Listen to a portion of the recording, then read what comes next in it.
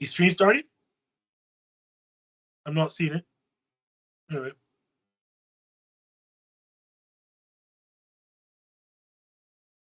Yeah.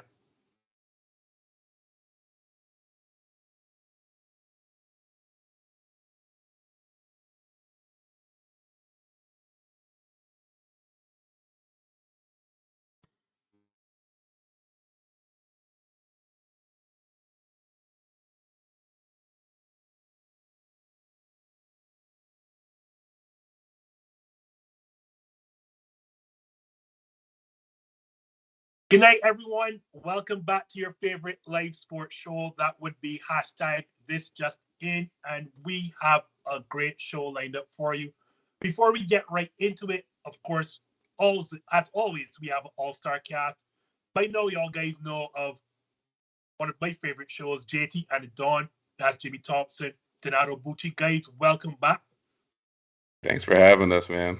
Good to be back. Yes, thank you. And then there is that guy. He's not wearing the Miami hat, but Miami Heat super fan. Really hate to talk about it, but my guy Larry Marshall. What's going on, Larry? I'm blessed to be here. Thanks for having me back. Long overdue. That's your fault, but long overdue indeed. So, guys, as that guy with a sexy voice spoke on before, Brooklyn Nets started this season as overwhelming favorites to win this title. And well, no, even with Kevin Durant back, they've lost 4 straight games. They are currently 9th in the Eastern Conference, and I think there are 5.5 back of Cleveland for that automatic 6th spot, I want to say, in the playoffs. JD, I'm going to start with you. Despite all of this, should we still view these Brooklyn Nets as title contenders? Well, I'm glad you cleared that up with a title contender because, I mean, I don't see how you can take them seriously. And it's for a multitude of reasons. One, Kyrie still can't play at home. And also, he can't play in Canada. So if they meet the Raptors in a series, it's over. And then also, too, I was joking with one of my buddies about this the other day. What if the Knicks get that 10th spot? He can't play against them either. So him just not being the full-time player is already bad. KD, I don't care what anyone says, he's still not 100% healthy. And then there's the elephant in the room, Ben Simmons. Like, he's not healthy. But also, too, like, they're holding him out so he doesn't play against the Sixers. So to me, that tells me he's not mentally ready to be a part of this big three. They think he's just going to miraculously take them to a title. So all of that, and then I'm probably going to say something that's either going to get me cussed out on social media or they might shut down your show. I think Steve Nash might be the worst coach in the Eastern Conference playoffs. So you put all that together, and hell no, they're not tender. Like, I don't care how much faith you have in KD and Kyrie. Like, it's not happening. I mean, he just said it, Larry. Kevin Durant, Kyrie Irving, possibly Ben Simmons. They must be title contenders, right? I agree with everything JT says. The problem is for the Nets, their seeding, having to be the 8th seed, having to play in the play-in. They're going to have to. I mean, it probably benefits them to be the lower seed so Kyrie can play on the road against some of the other teams. But if they have home court in these playing games, they're going to be not at full strength. We don't know what Ben Simmons has because he's not mentally ready. And I think people kind of act like Ben Simmons is like this great superstar player. Philly found out it's hard to have a team fit around Ben Simmons. He's a unique player with unique strengths and weaknesses. And even at full strength, I'm not sure he's a very good fit with Kevin Durant because he doesn't shoot from the perimeter. Crunch time teams can just overload on Kyrie Irving if he plays and Kevin Durant if he's healthy. And Ben Simmons isn't skilled enough, in my view, to punish teams. And his defense, I think, is very overrated. And I think all of that, they're not a title contender, no. But Dawn, Vegas still has them with the 3rd shortest odds, so they must know something that we don't, right? Yeah, suckers bet. That's what they know. Justin, I always tell JT, Vegas must know Hey, hold something on. if we're Hold on, counting out a team. before you even finish, and Vegas knows something. Him cutting me off. Go ahead, JT. Vegas he knows knows something. I'm right. He's nervous. Vegas knows something. I need you to give me all the Vegas knowledge this week. My wife is at the betting table at MGM right now, so let me know what you know, please. If you're right. You don't. It's not about what I know. It's about what Vegas knows. You don't want any advice from me because she may come home broke. So you don't want to take any advice from me. But I always tell JT this, Justin and Larry. If we're counting out a team or a bet looks too good, Vegas knows something. So if they still have them, Justin, as you said, the third best odds, they know something. And I'll tell you what they know. I hope I disagree with JT a lot on this show. Sorry, Larry, I'm going to disagree with your take as well here. But Justin, I'm going to play a game that JT always does to me. I'm going to answer your question with questions. Are you ready? So are the Nets still contenders? Justin, do they still have KD? They do. Yes or no answer. Do they still have Kyrie? On road games, yes. Part-time. He's hourly. He's hourly. I'll get to that in a moment. Is Ben Simmons with the organization on their roster? Yes, he is. Okay. So the answer is yes. You've answered 3 yeses. The answer is yes. And I'll tell you why.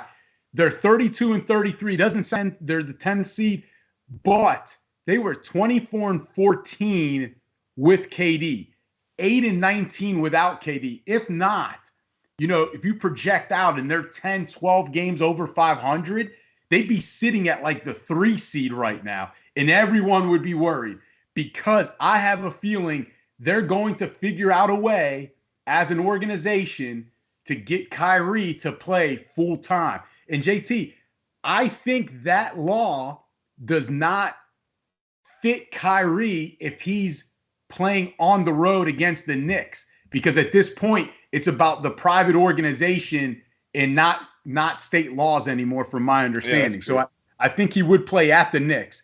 But anyway, let me ask you this one last question. Do you think if they're sitting there at the 8 seed or the 7 seed, do you think whether the Heat are the number 1 seed or the Sixers are the number 2 seed, do you think those teams want to play the Nets in the first round with a full Nets roster? No, I would say no. They'd be exactly, Justin, and that's why they're still title contenders. I'm not saying they're going to win it, but your question is title contender. That's exactly why they still are, because no one wants to face them in the first round. Yeah, no one wants to face them in the first round.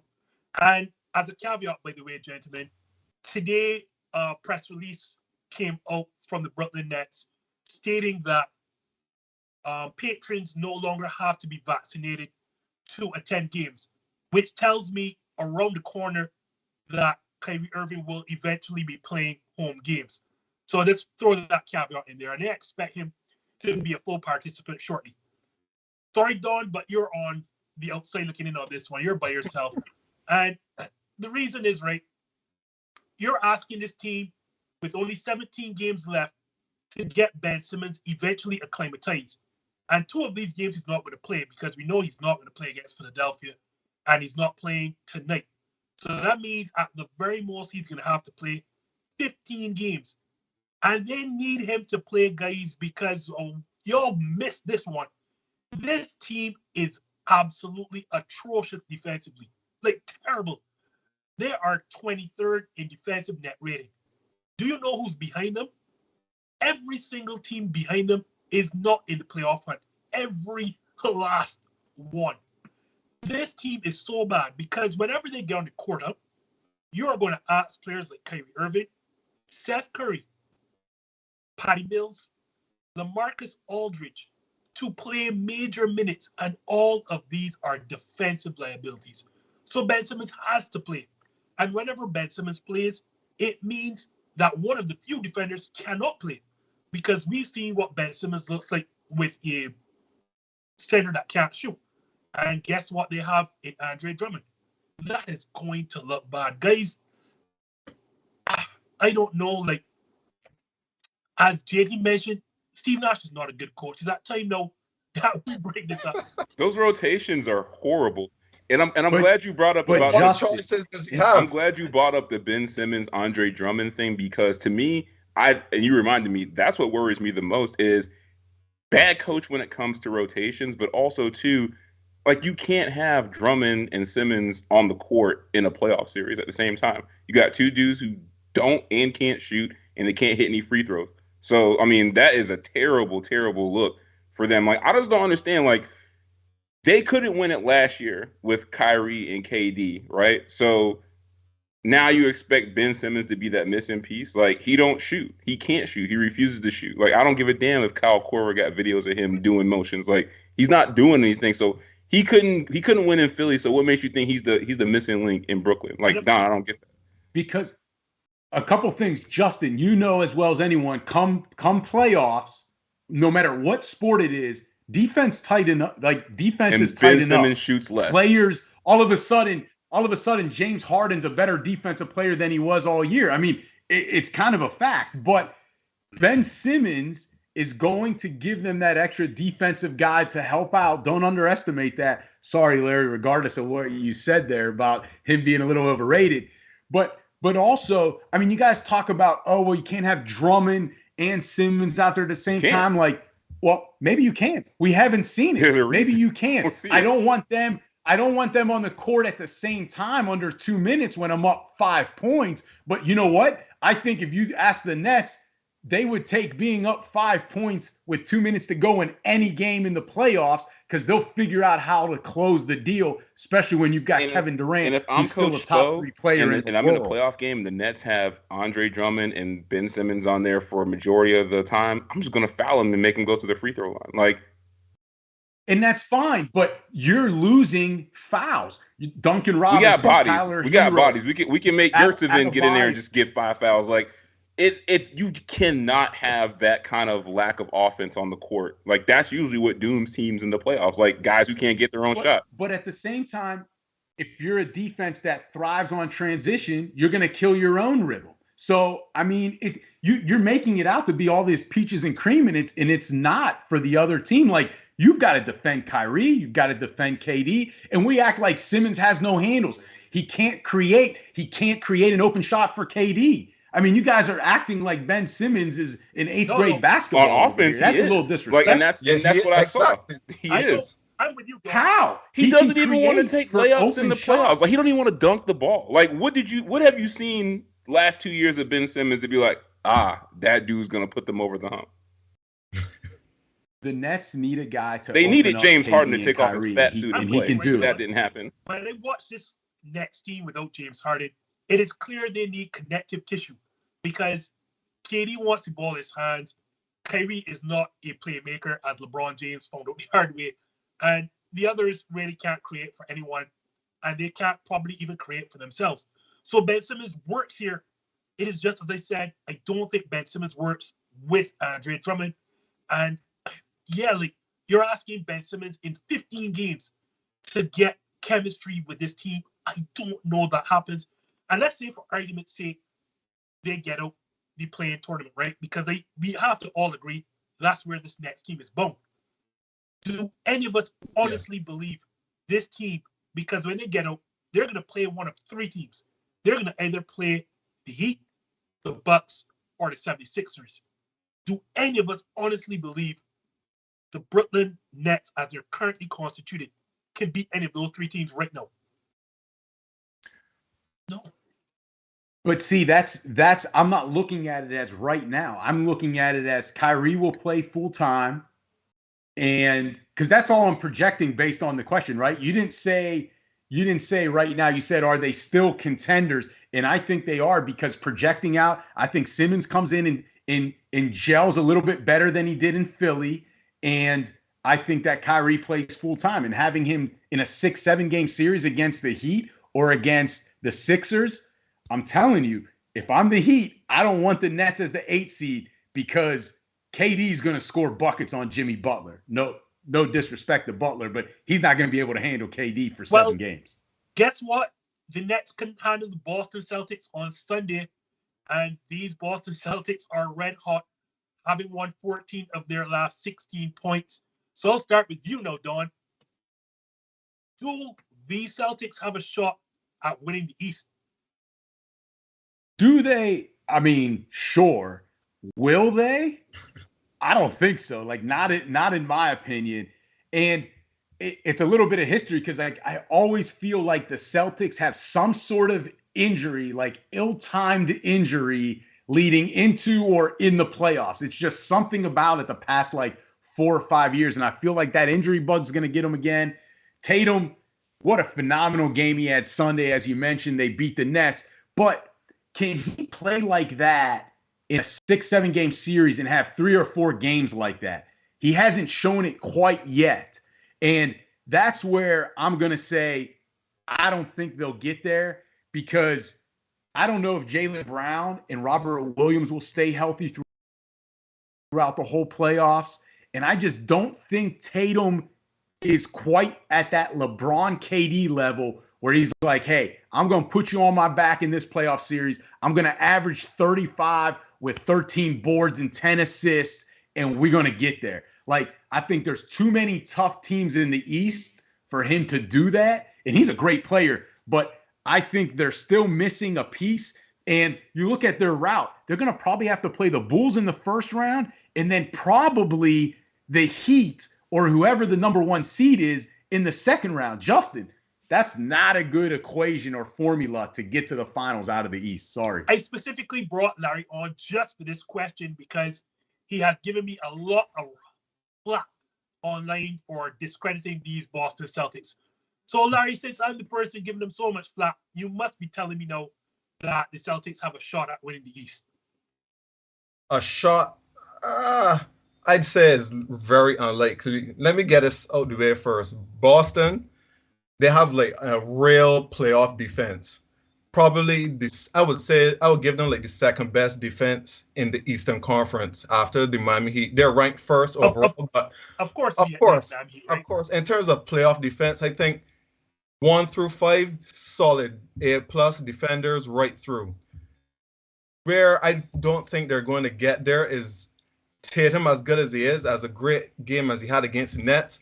We just spoke about it. It's the Nets. They're terrible defensively, like a turnstile 1 through 5. Tatum is not that guy yet. He's an ISO scorer. He can play off the ball a little bit, but he does not make, I know a criticism that you have, Justin. He doesn't make teammates better. He's not there yet. He's not a very good passer. He will pass to the open guy, but he can't he's not like Luka or LeBron where he's like manipulating defenses. And I think their offense has a limit because they don't have enough creators to truly push them into title contention. I think they'll win a round. I believe they'll beat anyone who is not the Bucks, Philly, or Miami. Chicago, toast. Cleveland, toast. Raptors, toast.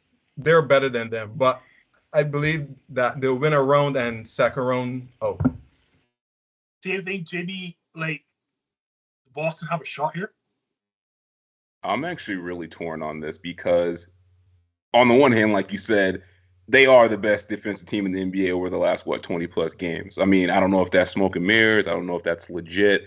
But, I mean, it is what it is, and we just can't overlook that. But I think it comes down to a no because of 3 things. One, Tatum is a volume scorer. That's what he is. He's going to shoot 30 shots and half of them go in. You get a performance like you did yesterday. But how often does that happen? And then in the playoffs, how often is he doing that? If he's not shooting 50+% from the field, those numbers look a lot different. And I just don't think that they're built yet for a playoff run. That's just not in their DNA. They got 3 guys who I just think are just right below star level and smart. I personally don't think Jaylen Brown's going to be a superstar. Jayson Tatum may get there. So I think those 3 guys are kind of overrated as far as how people look at them, on the scale of, players across the league. And then, you mentioned it, Don, injuries. They always have an injury. And to me, if Robert Williams can't stay healthy, they have no shot. He is a difference maker. Look what he did yesterday. 5 blocks, 2 steals. he basically was the reason like those net centers couldn't do anything and get any minutes. Like he's the piece, and he's also their most injured player. So if he's not there, then there's no shot. But I'm honestly, I don't know what answer to give you, because even though everything on my answer says no, like I believe in the coach, man. Ime he's legit. So if you got to put, feet to fire, come on. I guess no. We all know it's I can't because this is how you lose money. Like I couldn't honestly put any money on them. It's how you bet any money on anything, JT. I do. So I last time I was in Vegas and I bet and I lost it all. 5 cents. We all know it's a no, right? Got a couple hundred. So before I rip Boston a new one, as I always do Oh on this show. God. Sorry about that, Martian boys. But so I'll start on the. Before you go on, are you going to admit that you were wrong about Boston first? What was it wrong about? I'm going to show you now. You said no. You said they were a bad team. Are they still bad? Yes, I'm going to get to that now. So, okay. Are you going to say they didn't beat Boston? Go on. So as usual, I tear holes in Boston. So I will start with the positive side. They have won 14 of 16. These are not flukes. Y'all alluded to it. They have been the best defensive team in that span. I think they're only allowing an average. Right now. Yes. Like only allowing 100 points in these last 16 games. Jayson Tatum has been out of this world. Not just the 54-point explosion against, Brooklyn, as we expect that to happen anyhow. He has been averaging, I think, 35 points in his span. Herein lies the issue, and Larry touched on it. Their best players are not facilitators, or they cannot make anyone better. And the problem with that is that Jayson Tatum and a lesser version of him and Jaylen Brown are just ISO-heavy scorers. And yeah, that's going to look good against Brooklyn, who can't defend anyone. But again, reality is we know there are 3 teams who are really contending out of the East. The Heat, the Bucks, and the 76ers. That is not going to bother them. They're going to, okay, Jayson Tatum, you want to go ISO, but what about the rest of your players? And there are only 2 real facilitators in Marcus Smart and Derek White are not good enough to command the basketball out of Jayson Tatum and Jaylen Brown's hands, because those players need the ball in their hands to score. Maybe not Jaylen Brown as much because he can cut and play off the ball, but Jayson Tatum needs the ball in his hands to score. Marcus Smart is not good enough to demand the ball being in his hands, and the team just is not good enough. And then again, how are they going to defend Joel Embiid? How are they going to defend Giannis Antetokounmpo? How those 2 big men, you're going to have to play one of the 2, probably even both. You're not beating those. You can't defend them. So as great as your defense may look against most teams, no, this team is too small. The connective tissue is not there. They're great defensively, but I like what JD said. I kind of think Jayson Tatum is very good, but most people overrate him because, again, when you look at players, look through the top 10 players. We talk about LeBron, Giannis, Joel Embiid, Nikola Jokic. We talk about Luka Doncic, Steph Curry, James Harden. What is the one thing that each and every one of those players have? They all have the ability to facilitate and make players around them better. That is not Jayson Tatum. And so I don't know that ISO-heavy scoring offense is going to work out in the playoffs. Guys, I'm sorry. Larry's going to tell me just don't like Boston, but there's a reason. And Jayson Tatum and Jaylen Brown are not good enough. I don't know if y'all want to add anything. They also don't have any depth. Like you mentioned a good point. Like, let's say if they do have to play Embiid or Giannis, that means those bigs are getting in foul trouble at least 2 of those games. Like, Robert Williams goes to the bench. Who they putting in? You count on Al Horford to lock them down for a whole entire series? Like, I just don't. And you brought up Derek White. Like, I don't understand why they don't play him more. Like, he's barely cracking 20 minutes, and he's a good shooter. And I think it goes to what you're saying. Like, because Tatum is so ball dominant, that kind of limits what kind of lineups you can throw out there and actually be successful. So, I mean, how many guys you think are actually going to touch the court in the playoff series for them? Like, it's not going to go very far. Like, it's going to be the same cast of characters, and that's it. And you got to hope they don't get tired or injured, like Don said. Hey, Larry, did Justin say that the Celtics are not a good team or a bad team? Yes. I didn't say they're a bad team. So Justin, I don't think they're a good team. Wait, what was that? I never said they're a bad team. I just don't think they're a good one. You don't even think they're a good one.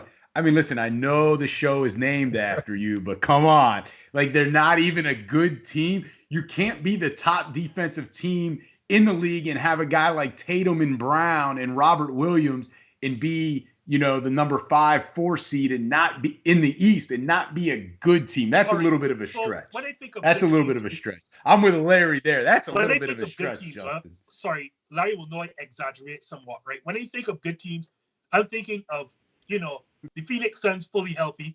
I'm thinking of Philadelphia. I'm thinking of Miami. I'm thinking of Milwaukee. And I'm thinking of Golden State whenever Draymond plays. Those are good teams in my estimation. Everything else, to me, is either mediocre Those are or elite bad. teams. No, I don't. Yeah, I'm gonna agree with those JT. Are elite, those yeah. are like the I have top some teams. Those are really, really good teams. I think if Boston and Philly played, I might pick Boston.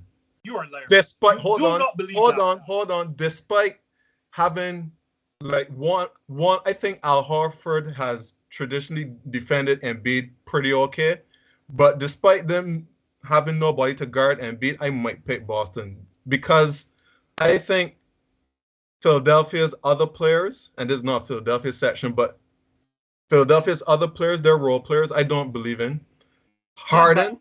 And I believe that they have players that can defend Harden.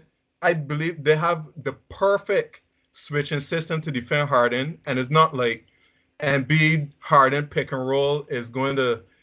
I mean, it's looked good against some average teams so far, but who have tested them? Well, that's why... I wish we had this show after tonight because I think they're playing Chicago as we speak. So Chicago, really? And I don't think... Is Vucevic playing? I think Vucevic... No, Vuce is out. Tristan Thompson is starting. 12, come on. And Chicago's been reeling as of late. So I don't even consider that like a real test.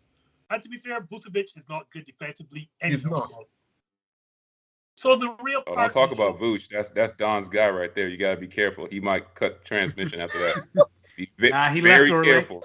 He left the Orlando Magic. Yeah, he's still on got his a own. Vuce jersey in the closet. Don't lie.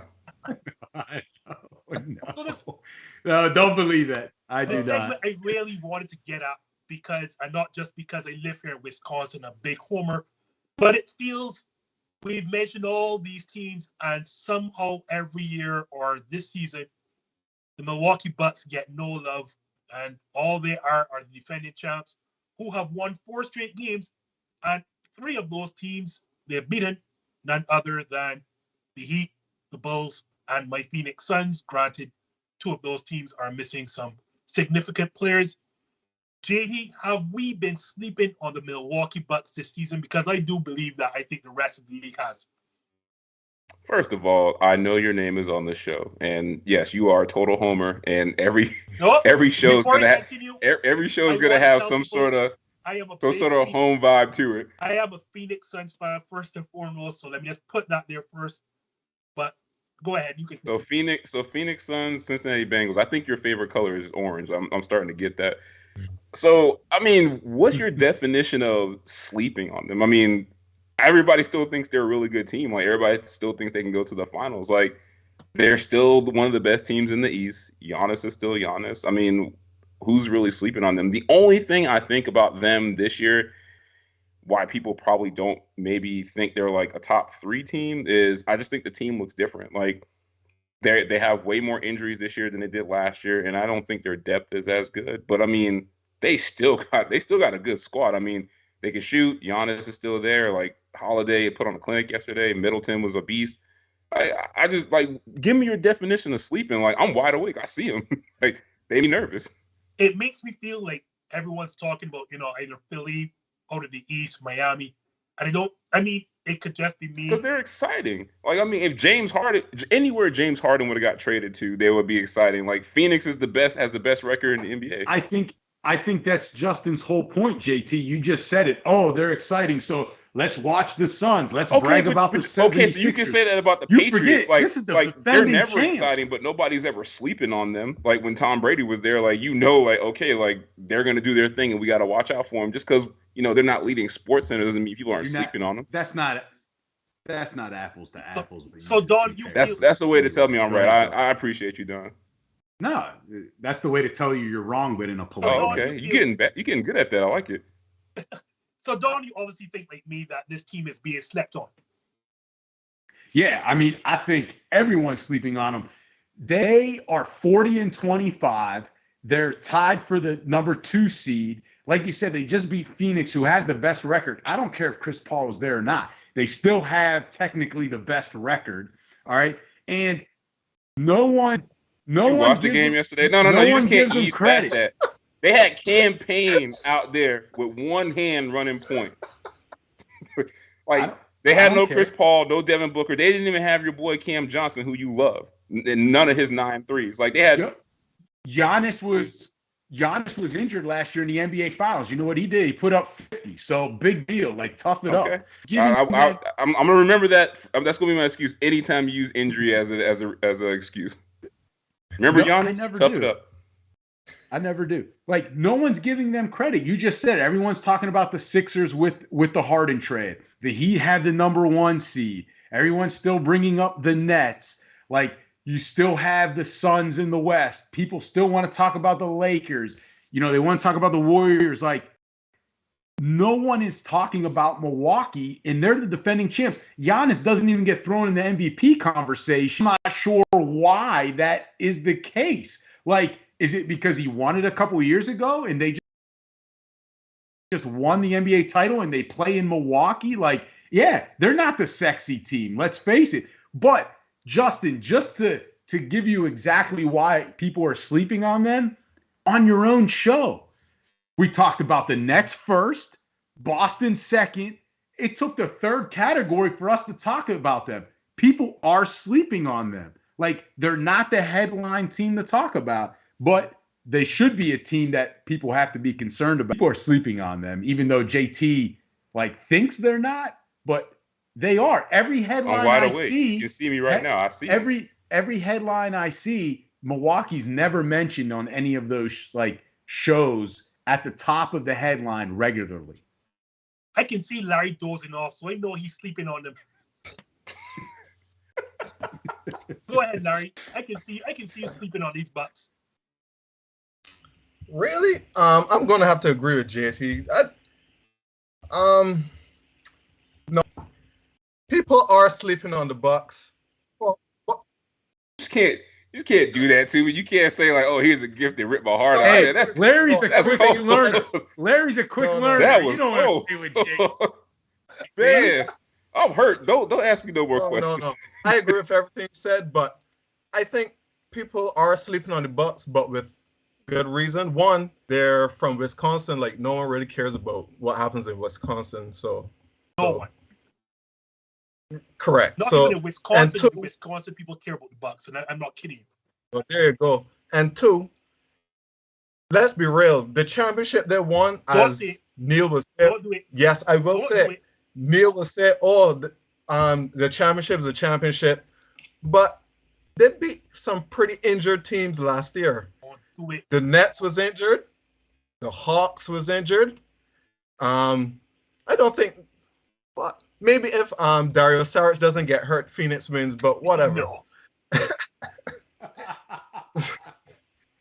So he got a point though. They were Kevin Durant toe tap away from not going to the finals. That being said, the Bucks, they're the defending champions, but do they feel like a defending champion this season? Brook Lopez is hurt, and they haven't had the same impact defensively. They did not bring back PJ Tucker, so they don't have that that hunger anymore. It doesn't seem like, and granted, it's the regular season, so it could just be that they have another gear that they could go to in the playoffs. Which I believe, I was like, sure, you don't want to be like the Suns, having made the finals and go all out, win 50 games, and then flame out before you get to the finals, right? That's one criticism. Well, we'll get to that later. But in terms of the Bucks, as JT said, a point that I agree with, they're not as deep. They had to trade DiVincenzo for Serge Ibaka, and they're relying on two players that have had back surgeries for their back line. That's not a place where you want to be. That's all I'll say. So quickly, right? This injury thing, I want to knock that out of the park, huh? Because we want to hold it against Milwaukee for playing injured teams. Yet there's a particular team who won 3 titles. The first of which, Kyrie Irving and Kevin Love were injured. The second of which, they played a Spurs team. Kawhi Leonard was injured. And then the third of which, they played a Rockets team, and CP3 was injured. That would be none other than the Golden State Warriors. And we don't hold injury against the Golden State Warriors. So I don't know why we want to hold all of a sudden injury against Milwaukee Bucks. Hold on. I agree with that. But you would argue that the Golden State Warriors were a juggernaut despite the injuries to the other players, right? They look like overwhelming favorites. The Bucks look like overwhelming favorites last year. Golden State Warriors won the title if Kyrie Irving and Kevin Love played. The answer is no. Would you? Because we saw the very next year what but happens. It's possible. It's possible that they still would have won. We don't know. Because LeBron James by himself went up to 1. In the game 1, in which Kawhi Leonard went down, I think everyone forgets San Antonio was up by 30 and trouncing them. Then all of a sudden, these are small sample sizes. They're small sample sizes. Zaza Pachulia's foot magically ends up under Kawhi Leonard, and then we're talking about something different. And then Houston has a 3-2 lead on Golden State Warriors. CP3 again injured, and then we're talking about the third title. So again, I'm saying it is unfair to hold injury against the Milwaukee Bucks if we don't want to do it for the Golden State Warriors. Because did you have the Bucks? Hold on. Did you have the Bucks as overwhelming favorites before they played the injured teams? No. Yes, because against Atlanta, I don't know. No. I mean, before the Nets series, did you have them to beat the Nets before James Harden got injured? I did.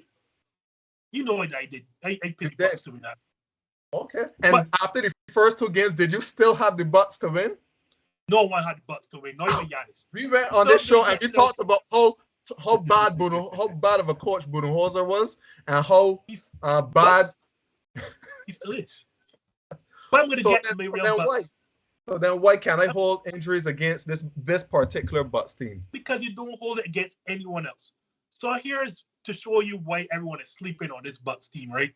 And yes, thank you, Dawn, for bringing up this stuff. This is a team, right? Let me look down, because I'm being accused in my own chat that I'm not bringing facts to the argument. So let's bring facts and stats here up. This is a top 5 team in scoring, 3-point shooting, free throws attempting, rebounding, and not fouling anyone, not putting anyone in free throw line. They are top 5 in all of these major statistical categories which usually dictate champions. This is a team, right, that has, and I'm about to say this, the best player, I'm not going to say arguably, the best player in the NBA right now. And they space the floor around the best player in the NBA at every position. Now, I'll agree with JT and Larry. This team has lost significant depth.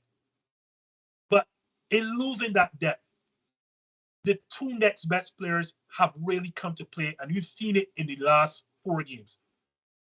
Like, whatever you want to say about the team's lack of depth, Jrue Holiday and Khris Middleton have shown you that they have the ability to close out games. And this 4-game winning streak has shown just that. Like, they have both come up clutch in all 4 games. And 3 of these games are not against, people who are going to miss the playoffs or in the play-in tournament. We're talking about the Heat, the Suns, and Bulls. This Milwaukee team, for whatever it's worth, I don't know how you have the best player in the game right now who should be an MVP front runner at worst, second or third. I don't know how you have that guy spaced with 2 closers and a shooting at every position, top 5 in very, very key major statistical categories. And as you all said, as bad as they have been, as the injuries they've gone through, the absences, they are tied for second in the East right now through all of that. This team, in my estimation, is the best team in the East. And until they are beaten, I am going to say that they are the favorites to come on the East because they are the defending champs. I see the look you're giving me, JD, though. How could I not give you that look, man? First of all, you're not number one because you're behind a team that hasn't played their stars a majority of this year. Like you can't get the number one seed over a team that got Kyle Lowry missing games because he just want to stay home, and Jimmy Butler's missed games. Like we got Yurtsevin playing, lots of minutes. So that already tells me everything I need to know about the Bucks. But also, too, man, like you gotta understand, like the depth. Like I know you acknowledge that as a big issue, but there's a big difference between PJ Tucker and Brook Lopez, and now you're relying on Grayson Allen and Pat Connaughton. Like I can't say you're a favorite and everything because guess what? Like I need those. I'm gonna have to count on those guys to do something that matters in the playoffs, and like I just don't see that. And as much as I love that big three of Giannis, Holiday, who I really really like, and Middleton, and Don knows that's my guy. Like Middleton is not really a playoff guy. Like his track record is my not that. My sons will say otherwise. No, because that damn NBA player. He's got to show me he's more consistent in the playoffs. Giannis and Holiday, maybe 75% of the only ones I really trust in the crunch time of a playoff series, like over consistent time. So I just don't think that the Bucks, like you guys might have got lucky last year, to be honest with you. Like, and I think y'all need to send a big ass check to Kevin Durant and his shoes. My favorite team in the NBA are indeed the Phoenix Suns. So I did not get lucky at all. It's just that.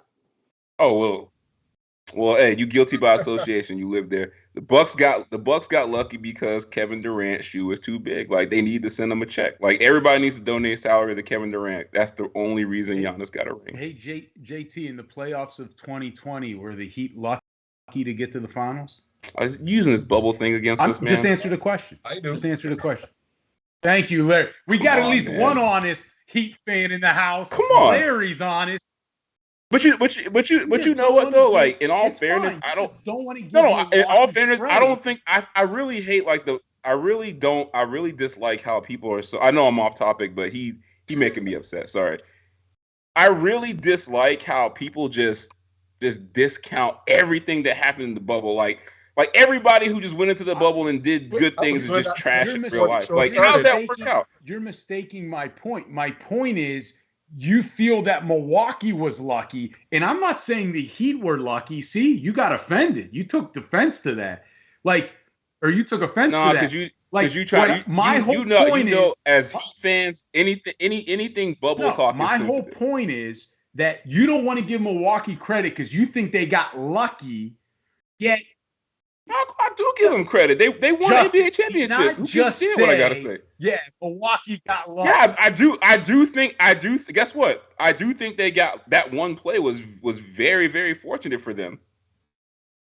Well, I do think that. Well, I guess we're gonna leave that segment. He just mad his team will never make the playoffs. When someone says you are lucky, Larry, Justin, if I told you, hey, you're lucky on this show, that would insinuate that you're not good and you just kind of fell into a right. I said they were lucky in that situation. There's nothing wrong with. I just said nobody's sleeping on them. I said I'm wide awake. The way he was saying they got lucky. If not for this, they would not be champions. I think he said they may have gotten lucky. May. No, he didn't say me. Yeah. You making it seem like I'm talking about the Bucks in the same breath as like the Orlando Magic. Like it ain't the same. Like I'm not talking about them that way. Like they're a top 4 when team. We're splitting hairs, JT, because we're not talking about Orlando and in Sacramento. You're damn right, because that's a team that everybody's sleeping on. We're talking of the top teams. And it sounds like you're kind of disrespectful to say, well, if this didn't happen and this didn't happen and this didn't happen, they wouldn't be champs. Instead of just being like, they're the defending champs, we coming for them. Like, no one's disrespecting the Heat, what they did in 2020. Or at least I'm not. I don't know if Justin is, but I'm not. Because I called it that they would get there. You could see them formulating that team. That's the only. See, you guys gonna learn about him really quick. If it makes him look good, he's gonna throw it into the argument for like saying stuff in the past. Like Nobody cares about that you picked the Heat. Luckily, I know. of the playoffs like 2 years ago. Nobody cares. Well, just putting it out there. Speaking of teams that are dear to us, and elite, top of the top teams best. This is really the segment I was waiting for, because I'm here to talk about the team with the best record, Phoenix Suns. Currently still holding the best record, even though Chris Paul is likely out for the rest of the regular season with that thumb injury. Larry, I think we're all in agreement that they are indeed at least the best team in the West. So in your mind, who are their biggest threats in that conference? I don't know if I want to drop a hot take, but I'm going to go with the Utah Jazz. That's not really hot. I think it is. I think it's a hot take because people, for some reason, don't think the Jazz are very good. Because people disrespect the Jazz because their best player is a 7-foot Frenchman who just has no offensive moves to his name. And the reason why I go with the Jazz, because I think they have a defensive identity that can kind of limit Phoenix in a way. Rudy Gobert probably is going to win Defensive Player of the Year, and he should. And he's by far one of the only players that can shut down by himself the Phoenix Suns pick and roll game, which is something that they go to over and over again. Unless Phoenix can exploit it the same way that the Clippers did by playing a 5-out system, which I don't think they have much this year, I think the Utah Jazz has a very good chance of being able to topple the Phoenix Suns, even if they don't have home court advantage. Ooh, without home court advantage? Get you? Same question, Don. Who do you think can topple these Suns in the West? So besides Chris Paul's right thumb, because I think that is the biggest threat to the Suns, again, it's not right now. I'm projecting into the playoffs, so I could be completely wrong, just like I am with the Nets, but projecting the last couple weeks of the season into the playoffs, I'm going to go the Denver Nuggets. They have the reigning MVP in Jokic, right? And they've been, guys, like, you made those faces. They're 38-26. And guess what? Michael Porter Jr. is possibly on the horizon coming back. Jamal Murray possibly on the horizon coming back. And these guys have played together now 2-3 years. Like, they don't need all that much time. In fact, the time resting for Michael Porter and Jamal Murray probably does them way better than playing an 82-game season together. And so now you're bringing back two key pieces, which means Monty Morris, Aaron Gordon, Will Barton, Bones. They have now learned how to play.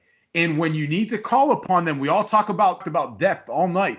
When push comes to shove and you need a Will Barton to have a 20-point game, when you need Bones Highland to come in to relieve Jamal Murray because he's in foul trouble or has, the knees bothering him, they're ready to step up.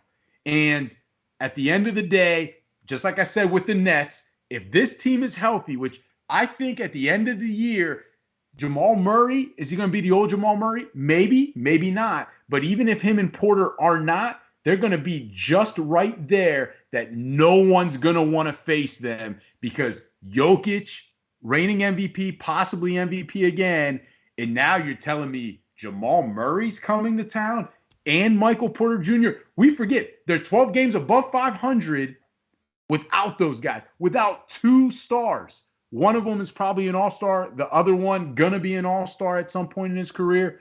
I'm telling you, Larry, you shake your head, but if they're healthy, those Vegas odds are going up. I'm very high on Jamal Murray. I'm just saying, right? I mean, I'm high on Jamal Murray. I think he's definitely an all-star type guard. How is he not? I didn't know that was a question. I think Michael Porter Jr. is going to be by far better than Jamal Murray. Just saying. With a bad back. Yeah, well, I mean, Adrian. That's true. I would agree, Justin. All things healthy and equal. Yes, I agree. I'm just saying right now, Jamal Murray's the all-star in my opinion. Michael Porter No, I'm Jr. saying, will like, be an minus all-star. injury, I think Michael Porter Jr. is going to be better than Jamal Murray, and by a good distance, if again he projects healthy. But go ahead, JD.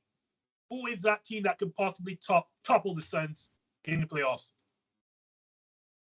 First, before I answer my question, Don, you think you are so slick. So basically, you're going to change your answer in the next question because you basically just gave the same argument that I gave on my show for who should be the MVP. But that I like what you did. You stealing good words of wisdom. So you're learning your lesson, copying your elders. I'm not changing my answer. You should after that soliloquy that you just gave. So hear me out on this. Help me out because I'm not the stats guy. Are the Lakers still in contention for the play-in spot? Yes. Wait a minute. Okay, yeah, they are. Yeah, sure. Yes. Okay. To me, let's say all things go as planned, and let's say they get that play-in spot. To me, I think that's the biggest threat in the West. And the reason is because I think whoever gives DeAndre Ayton the most problems is going to really affect them in the playoff series. This is what I just think. You telling me a healthy and focused LeBron, a healthy AD, and I'm assuming either Westbrook becomes like 75% of what they signed up for. Like those young guys have been getting a lot of experience. They have depth. They just need the big three to be healthy and playing together. And I think if they are healthy and playing somewhat decent, like that's the one team I think is a bad matchup for Phoenix. Because is AD going to be healthy though, JT? I hope that's what I'm basing this on. That's what I'm basing this on. Like I'm assuming he will be. That and because he's been out, it said 4 weeks, so I'm assuming it's going to be around then. But this whole thing of me saying that they're the biggest threat is AD has to be healthy. If not, then I mean I would go with the Warriors just because I think they're the second best team in the West. But yeah, I think if you look at like matchups, the Lakers present the most problems for the Suns with the healthy AD. So to answer that quickly for you, JD, this is a bit of an exaggeration, but since the bubble, the Lakers have basically not beaten the Suns since then, right? You're aware of this. Whether AD is playing or not, they have almost not beaten the Phoenix Suns. It's like on site. Phoenix sees LA and beats them almost on site. Yeah, I feel like all good things must come to an end.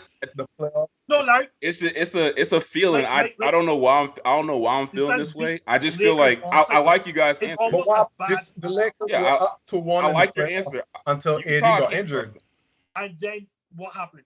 Say what? I'm saying the Suns were down to the Lakers just last season until AD got hurt.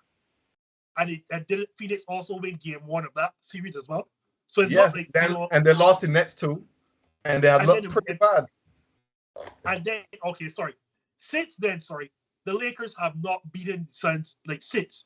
Probably haven't beaten many opponents since then. Yeah, well, that is also true. They haven't even beaten the Clippers since.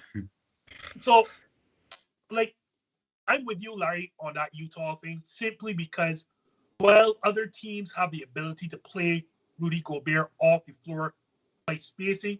I think DeAndre Ayton, and I'm not a DeAndre Ayton fan, by the way, stays on the court, and that allows Rudy Gobert to also stay on the court. So I think that matchup is a bit funny, even though I think Phoenix would still get the edge over them. I want to see also Golden State, but as we've talked about the whole night, it is hard to argue for a player with a back injury, and that is exactly what Draymond Green has. And I think we've all seen what the Warriors look like without Draymond Green. I don't see an injured or absent Draymond Green Golden State Warriors team giving the Suns a lot of trouble. So Don hinted at it. I think the biggest threat to the Suns is Chris Paul's health. And I mean, every single year, it's like we see that with Chris Paul team. It all banks on whether he's healthy or not. The Suns were able to mitigate. I think he had COVID in the Western Conference Finals against the Clippers, but the Clippers were missing Kawhi Leonard, so it kind of helped the Phoenix Suns. I think they have to hope that Chris Paul is healthy by the turn of the playoffs. They'll probably beat whoever comes out of that play-in tournament. But after that, it could get funny. You're talking about possibly, Dallas Mavericks or who's knocking around that area. Maybe even the Denver Nuggets or whatever not. And Nikola Jokic did give our Suns some issues. Yeah, like we're going down, also talking about, Michael Porter Jr. coming back and possibly Jamal Murray.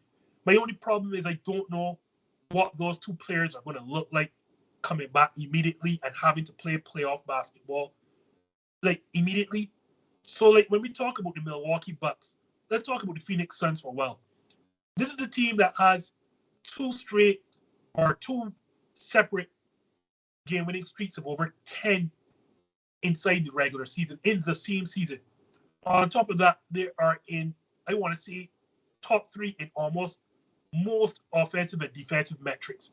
This is a very, very, very, very good team. Hence why I believe that CP3's injury is the biggest threat to them getting out of the Western Conference. The biggest sign of weakness for me where the Phoenix Suns are concerned, and Larry and I talk about it all the time, they do not get to the free throw line. And that the biggest culprit is that one DeAndre Ayton, who is asking for a max contract and does not play like a max contract player. I don't know. Like, I think they get out the West. My concern is what they do against a team like Philly with Joel Embiid or Milwaukee again with Giannis Antetokounmpo. I don't think that DeAndre Ayton not getting to the free throw line or not putting their defenses under pressure is going to beat Philly or Milwaukee in the NBA Finals. Oh, y'all can jump in at any time now. Yeah, go right No ahead. one wants to talk about Phoenix. Oh, well, fair enough. No, I will say this. Like I do, like I said, I like everyone's answers. Utah, I just don't trust them. I mean, we see this every year. Like, they're a great regular season team, and I feel like because Gobert and Donovan Mitchell don't get along, I think that kind of hurts them, like, in big moments. You can see it in their body language. And then the Nuggets, like, I know what Michael Porter Jr. is going to look like when he comes back, a turnstile on defense. I know what Jamal Murray is going to look like, not playing like the old Jamal Murray because he's still hurt. Like, that team is like, it's Jokic, that's it. Like, that's the only player they have. So I think the Suns would easily run through both of those teams, like, if Chris Paul is healthy. Like, it's not even a doubt about it. Like, another worry I have about the Suns, and I mentioned it earlier, is does this team have another gear? They've been out the gates for the entire regular season, and we know they play pick and roll basketball constantly. But if a team figures that out, like if a team can switch and get favorable matchups, you mean like Milwaukee Bucks in the finals?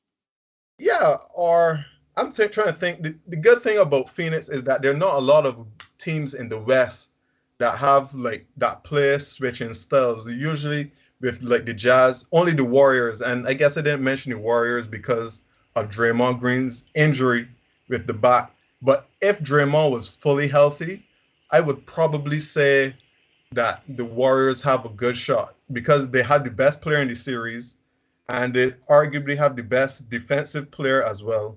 And they can defend, they can switch 1 through 5, and I don't see Ayton like dominating in that series either. But I don't see Draymond Green being 100%, especially since he's been out so long. Has he even played for the year? Yeah, he played. Not the 7 seconds, not that 7-second game when Klay restarted. Don't even call that. Well, then no. Exactly, and can you expect him to be 100% after being off for so long? So, yeah, I think that's why I don't believe it. Golden State. Like, if Draymond Green is playing and fully healthy, then all bets are off. Like, that is the team I would expect. But the Warriors will still have the best player in the series. Yeah, but by a significant margin, I would say. I would say too with the Warriors. I name on, and I understand he's like the glue to the team, and he's their heart and soul, and the little things he does. But we also can't sleep on what those young guys are doing and how Steve Kerr has used them. Like, Steph Curry is the man. There's no doubt. But when you're now playing Moses Moody as a starter and then Jonathan Kuminga off the bench, Jordan Poole off the bench, like Looney, he's serviceable. So, like, yeah, you may not have Draymond, but all those guys combined, they all can do something. And Kerr is playing a little bit of chess where he's getting them ready for this moment. And I always tell JT, like, those young teams, they got to go through their lumps. The difference here is this Warriors team kind of has with Steph Curry and Klay. I think we're so focused on Draymond. I think we should be focused on Klay, because if Klay can come and do what he used to do, and it's the Splash Brothers like 2.0, like kind of rejuvenated, they may not need Draymond, because all those other guys I've mentioned kind of fill that role. Like Jonathan Kuminga is more athletic than Draymond. Like, but he's Moses not Draymond though. They still need him. Everything that Draymond I'm not does, totally like convinced. It would obviously help to have him, but if we're talking about beating the Suns, they might be able to do that without Draymond. And the thing with the Jazz, you talked about depth. I just don't think they have any depth. I mean, besides Clarkson, like, who comes off the bench and can beat the Suns? They just don't play him, though. But that's my whole point. Like, it doesn't matter. Like, you can't all of a sudden not play guys all year and say, hey, we need you to play 27 minutes, this whole series, like, per game. Like, that's not going to happen. I'm going to push back. And one last thing with the Suns. Justin, it's always easier when you're the hunter as a team. When you're the hunted, it's tough, man. It's tough to run that gauntlet. Like, it is really tough. And that's what's going to happen in the West this year for them. I'm going to push back a bit, Don, on what you said with regards to Draymond, because what those other players can't do that Draymond does, he is their connective tissue on both ends. He is their signal caller defensively, and he is the person who the offense runs through. Forget, like, yes, Steph Curry is, like, of the world amazing. The shot making and just the tilting of the offense that happens because of the attention he gets. But if you realize who is the playmaker on that team, it isn't Steph, it isn't anyone else, it's Draymond. That is the guy that connects everything offensively. You may shake your head. Who has led their team in assists? He opens up everything on both ends. It's Draymond. Draymond is basically their point guard. That is who. Are they not the 2 seed without him? Because, like Larry said, has he played all year? I haven't seen him. So are they the 2 seed? They are struggling right now. The only reason they'll be the 3 seed if somehow Memphis didn't lose to Houston last night. God, I don't know how that happened. But that stuff happens when you're a young team. When you're a young team. So they're the 2 seed, right? What were they last year?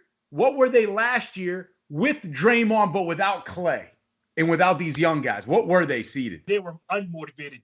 That's what they were. So we always have an excuse to fit the narrative that they need Draymond. I'm just saying, times are changing. Whether you want Draymond in there or not, Kerr is able to move forward, and Curry is still Curry, no matter how old, no matter, his height, doesn't matter. The guy can shoot, and that's dangerous. Well, I'm not saying they're going to get to the finals, but it seems like we're disrespecting them a little bit because they don't have Draymond. Like, these other guys can play. They're just young. What seems dangerous, though, for me is trying to pick an MVP candidate any given week. And in my estimation, there are 3 legit and then 2 just outside. JT, right now, because I mean right now as in today, because tomorrow it probably will change. Who is your MVP frontrunner? As today, Monday, I want to say April the 7th. You can ask me today, tomorrow, next week, the week after that. I don't give a damn when you ask me. It's going to be the same answer. And Don's drinking right now because he already knows. It's Jokic. It's not even close. Like, just look at what he did last night. 46 points, 12 rebounds, 11 assists, 3 steals, 4 blocks, 72% from the field, and 91% from the stripe. Like, damn, what else does he have to do for y'all to be like, all right, cool, we'll just hand you this second MVP? Like, that might have been the best stat line of any player all year. And, like, no, you want to talk about sleeping on somebody? Like, snooze button. Nobody even cared. And I'm gonna go back to we actually talked about this on our last show, and I feel like people are disrespecting Jokic because he's basically putting up the same stats and doing what he did last year. And this team is a top 4 team in the West. We're talking about who's all the threats and stuff like that. Don said the Nuggets. You know why? Because Nikola Jokic is the best player in the league, and that team is not good at all. Like I'm gonna say it again. He's basically carrying a JV squad to a top 4 seed in the West. Like, name another player that you trust to do anything on that team besides him. Can't. Yeah, can't. Is the feed broken? I didn't think so because there is none. Like Barton, trash. Facu, trash. Bones Highland, trash. Aaron Gordon, trash. You want me to Bryn Forbes, trash. You want me to go down their roster? Bobos, he's still there. Nope, they traded him. Trash. Like nobody else JT, on that. But didn't you once told me, and let me enlighten you guys of JT's enlightenments here, Justin and Larry. He once told me, hey, if you've got a bad team in the NBA, someone got to put up 25 points. Whoa, tell me. He's taking what I said out of context, and that was years ago. It's all stats. No, it's not. It's better. No. What I said was, you're getting really good at this. Like I gotta stop. I gotta stop talking to you so much, like outside of the show. Like too much. That's a hint. We're trying to move on for Justin. You're getting good at this. What I said was, sometimes stats lie in the NBA because like somebody's got to shoot the ball. Like anybody could put up 20 points with usage. Like I did say that, but he's not just doing like empty stats. They're winning games. So like that whole argument is invalid. Like they're in the playoffs. They're a top 4 team. They might be number 3 by the time this show comes out. Like, come on, like it's Jokic. It's not even close. Like I know we're live show, right? So there's no coming out. There's no recording. Oh. We are out right now. Live show, my bad. Well, I'm gonna say this. I know where he's going, and he's wrong. Whatever he says, he's wrong. Well, I'm telling you. It's Jokic. Larry, it wouldn't go to you, but he said whatever Don is about to say is wrong. So I want to hear what Don is about to say. Wrong. It is. Listen, again, Jokic is having a great year. No. Let me start with the do it like you did line it before. I'm just to show you a small. We'll go micro and then I'll go macro here. Where JT just said, "Look at that stat line from last night." Okay, yeah, that's a good stat line. But did we forget that on January 19th of this year, Joel Embiid had I remember that 50 game. points, 12 rebounds, 2 assists, 3 blocks. He shot 17 of 23. Everything I just said. Who did they play? Oh, my God. Oh, so now we're going to get into who we play. I'm just asking a question. Who did they play? It ain't like he's playing us for. It's not like he's playing us for. Who did they play? Off the, that came to the playground. Like, he's not playing us. This is the NBA. Who did they play? Who did they play? I don't know. I can't pull it up on the phone. You can't pull it up. Your connection is broken. I'll tell you. They probably played somebody. Not working. They probably played somebody that you could drop 14 points on, and I really mean that. That is so untrue. Oh, you could drop 14 points on the match. So let me go through the stats now more at a max level. I trust right? Jokic is averaging. Can I speak? Let him go, Jimmy. Let him go. Each other. So Jokic is averaging 25.8 points. Embiid 29.5. That's a big difference. Like that's almost 4 points. That's big when we talk about over the course of a year. Embiid 11 rebounds, 4.5 assists, 1.4 blocks, which is defensively better than Jokic. He shoots better at free throws than Jokic. 3-point percentage is better than Jokic. Team records better than Jokic. The 39-24 to number 2 seed in the East, which, let's face it, it's a tougher conference. Sorry, Justin, with your Phoenix Suns, but it's a tougher conference this year. But this is the difference. And Justin and Larry, I said this on our show and when I was talking to JT. Jokic, based on what JT just said, has no pressure. Reigning MVP, right? And no one expected them to win. So it's easy to put those stats up when you've got nothing to lose. Joel Embiid bet on himself. And I know it's not supposed to be taken into consideration as far as MVP, but you do have to look at everything. He basically called Simmons out, right, when it was Embiid and Simmons' team, and he got Simmons traded out of there basically because Philly was like, we're riding with Embiid. Forget you, Ben Simmons. That's a lot to take on. And guess what has happened? He has played even better. He's elevated his game. He's made Tobias Harris and Maxey, Shake Milton, all those guys better. JT just said all the guys that Jokic is playing with are bums. We're better than them. So no, just you. Jokic isn't doing what Embiid is doing. He's making his teammates better. And at the end of the day, right, he put the team on his back. He's doing it in Philly, which I'll tell you what, if Embiid came out and stunk up the joint, they would let him know, and there'd be chance of we want Ben. But you know what Embiid did? He was like, nope, you're going to love to have me. I'm elevating my game to MVP status, and the guy can do it all. I mean, so to say, JT, that it's not even close, well, right there, that is so false that you lost credibility with anyone who's watching this live show, JT. Get it right. You just named all these people that he has around him, okay? So you don't think if Maxey and Tobias Harris, I can't believe you said Shake Milton. Like, you don't even know who that is. No, what I'm saying is he's made No, he hasn't. Milton Shake Milton's better. still trash. So let's not give him any credit. Let's not give anyone any credit. The funny thing about this argument is he loves Jokic and I love Embiid, so we're picking opposites. But like in real life, like I love Embiid, but it's Jokic. Like just like you want to talk about like people sleeping on the Bucks and Giannis not getting props. Like just look at what Jokic is doing. Like he's playing in a market where it's like I feel like people not paying attention. But JT, he did this last year, so it should go to show you that maybe it's not always that he's making everyone better. It's he's going to get his regardless. But they're winning, right? Like okay, so you're saying like so if somebody wins, Philly's winning at a better clip. So basically, clip. let's change the MVP award to okay, who hasn't won it, and let's give it to them next. Like that's what you're saying. Untrue. So like if he won an MVP last year doing something, and then he's doing it again the next year, and they're winning more, like you're like, oh, it disqualifies him because we already saw that. It doesn't. Embiid's just having a better season. You don't want to admit that, but he is. He's scoring more points. Percentages are better. Gets more blocks. Just as many rebounds. Bro, he's got more help. Like guess what? Ben Simmons leaving Philly was the best thing to happen for Embiid. More usage and it opens him up to do what he does best. We know where the two of you. He's almost averaging 30 points. Who Larry's Pickett's up? Don't let us down. Come on, I agree with JT. Like, I don't want to reiterate everything he said, but it is clearly Jokic. No, I went back and forth on this like all season long. Everyone was saying, oh, it's Jokic, oh, it's Embiid.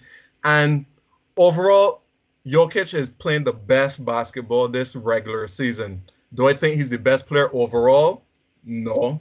Do I think he's the best playoff player? No, but this is a regular season award.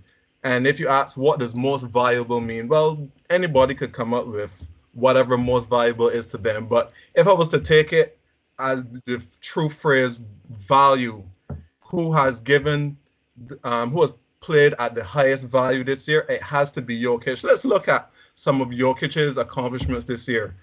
Of the three MVP candidates that we kind of spoke about, yeah, well, we didn't speak about Giannis. I don't think he has a statistical argument as good as Giannis is. Probably best player in the league, as Justin says.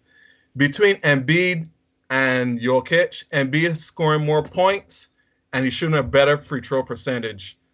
Other than that, Jokic, more rebounds, more assists, more steals, better field goal percentage. Jokic shoots at 60.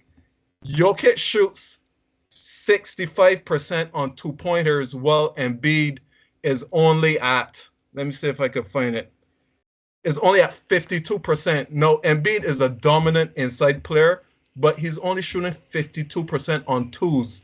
Jokic is shooting 64%. Hey, Larry, what's their three-point field goal percentage? It's almost identical. No, it's not even close. Jokic, 36.3% Jokic, Embiid, 49%. Right? Embiid doesn't shoot 49% from three. Look it up. Is he Steph Curry? Look it up. Your Wi-Fi must not be working. Come on. This is this show deals with facts. Come on, Justin, check it. Double check it. All right, go ahead. You continue. I'll check the facts myself. Go ahead. And if you're someone who likes advanced stats, we can go to that too. Where Jokic is pretty much first by a mile in all the advanced stats. He has the highest PER of all time. He's leading the league in win shares, offensive, funny enough, and defensive. Win shares per 48 minutes, BPM, all the nerd stats. Jokic is number one in. Yes, plus minus. It's only shooting 35% from behind the arc. You're right. It's 49% from yes, the and field Jokic when is you shooting take in everything. 57% overall. Jokic has true shooting percentage of 65%, which is ridiculous. And averaging 8 assists a game for a big man, like that's unheard of. But what about blocks? See, you want to fit just your categories. When we're talking about bigs, I want a rim protector too. Jokic isn't getting any of that. All right, that's great. But Leave that for the guard. Athletically, he's not a rim protector. I mean, what do you want him to do? Jump out the gym? Thing is, okay. Well, Embiid's going to be the rim protector. That's part of being a team the defensive Denver Nuggets NBA type player. They're like 11th overall on defense, which is pretty good. They're not much different from the 76ers. Who, if Joel Embiid was such a dominant defensive player, which I will give him credit, he can be, especially in the playoffs. I mean, I would pick Embiid on defense, of course. But the team is not suffering because Jokic is their rim protector. They're doing pretty well. So it has to be Jokic. Has to be Jokic. I at first, like, before when it was putting these questions, right? And I did this sometime like after my son's loss to the Bucks. I was putting it together. I was saying, yeah, I'd probably give Embiid a slight edge. The unfortunate thing, as I said, this goes day to day, and that was right before Jokic's like crazy, because that's what I could call it, crazy. JD didn't even talk about it. 30 of those 40 points came in the fourth quarter at overtime. So it not only was it a 40-point triple-double, it was a clutch 40-point triple-double. And it probably should not have gone into overtime had Jeff Green been any use after Jokic came up with his steal and gave him an easy pass right in front of the ring. But had Jeff Green been an average NBA player, that game probably ends in regulation. Don would have scored it. I mean, he would have. If you seen him shoot, he's definitely a better shooter than Jeff Green. No, I don't want to Don't believe that, Jeff Green. Don't believe that. I challenge. I put my money on you. No, I got respect for you, I Jeff Green. Comparisons because it is indeed the theft of joy, and when you compare two players, it sounds like you're knocking one, and Embiid is having a tremendous season. Like this is an MVP-worthy season. There's no doubt about that. But you just have to look at what Jokic is playing with or is not playing with. You yourself mentioned it, Don. He's not playing with Jamal Murray. He's not playing with Michael Porter Jr. Like Will Barton. Like Aaron Gordon is your best player after you. Like, this team is not good. And somehow, these Denver Nuggets are in an automatic playoff spot. And the only reason that is because Nikola Jokic is just that damn good.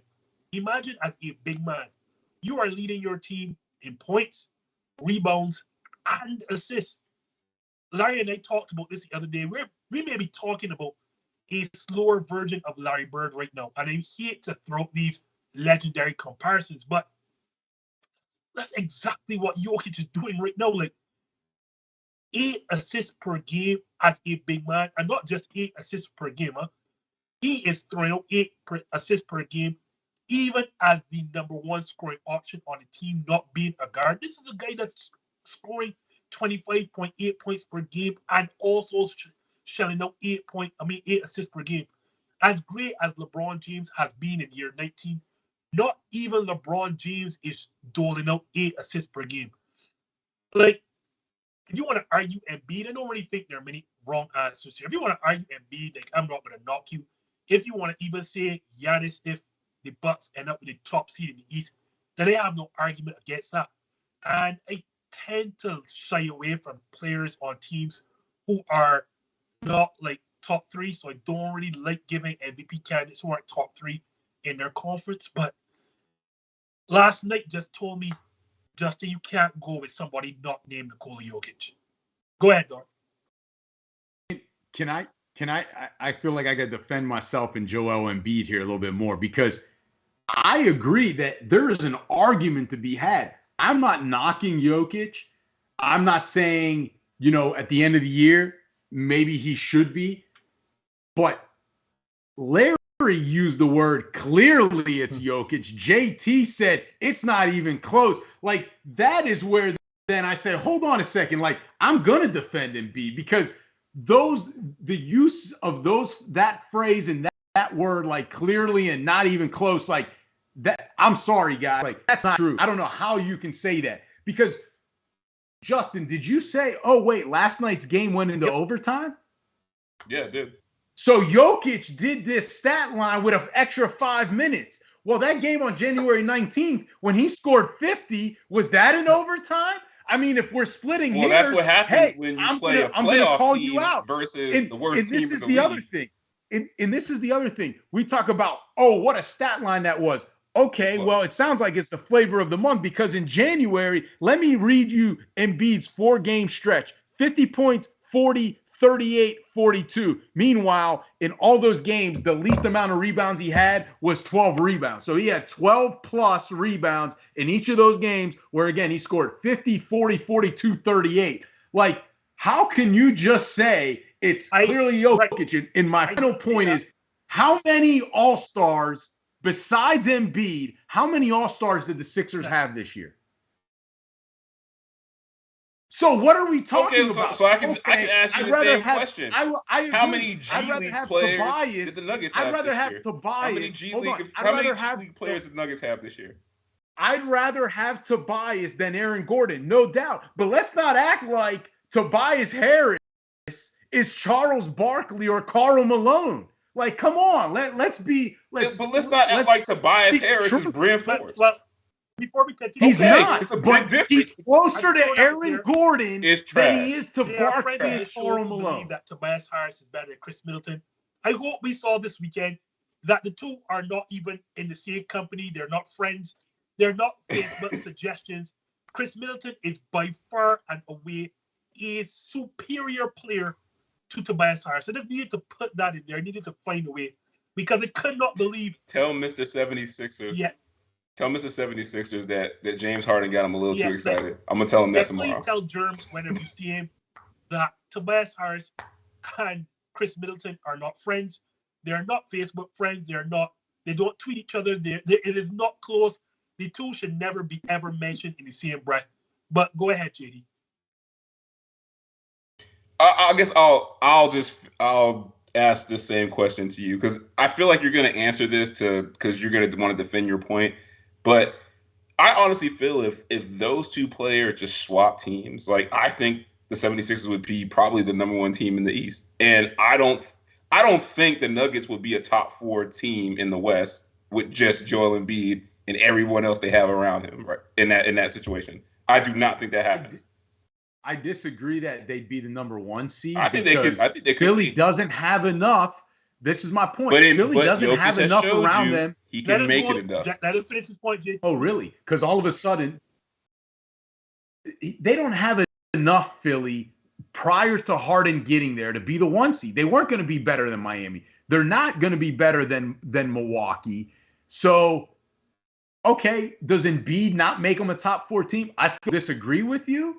But you maybe have a valid point, but I would still disagree, because I would say, again, Embiid would rise to the occasion, and it is the West, which I don't believe all of a sudden there's a shift now. Like 5 years ago, we would have never thought this, but the East is better than the West this year, top to bottom. Top to bottom. Big men? No. Yeah. As far as teams. But that's what matters. He would have to be playing elite big men in the West. No. As far as teams, the teams aren't good in the West, so he's going to get wins in the West more easily than he has in the East. I love how it was held against LeBron James that he was in a weaker conference in the East. And every time LeBron James does this, somehow the other conference gets stronger. Is it by accident? Maybe it could be a coincidence. I don't know.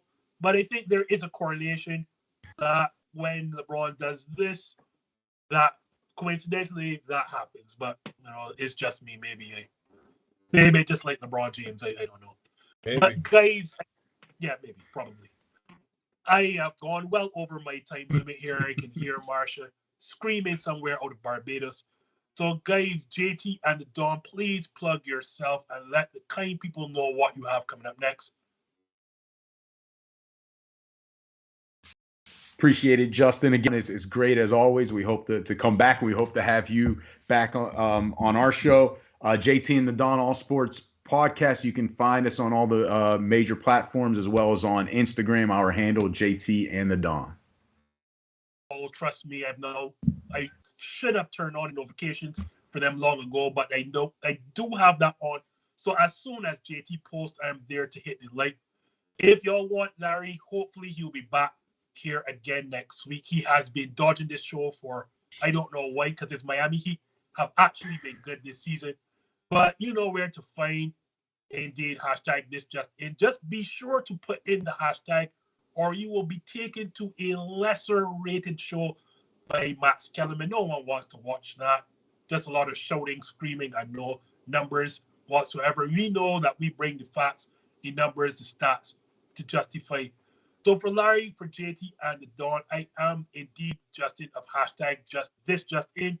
Tune in every Monday at 8 p.m. Eastern, 7 p.m. Central, and 9 p.m. Eastern Caribbean time on YouTube. And you can find us on Instagram, on Facebook. So, guys, thank you so much for coming through. Have a good night and go and watch some basketball. I don't have a mark on my face, and I upset Sonny Liston, and I just turned 22 years old. I must be the greatest. I told the world, I talk to God every day. The God's with the king, no matter you're just the same. I shook up the world. I shook up the world. I shook up the world. I shook up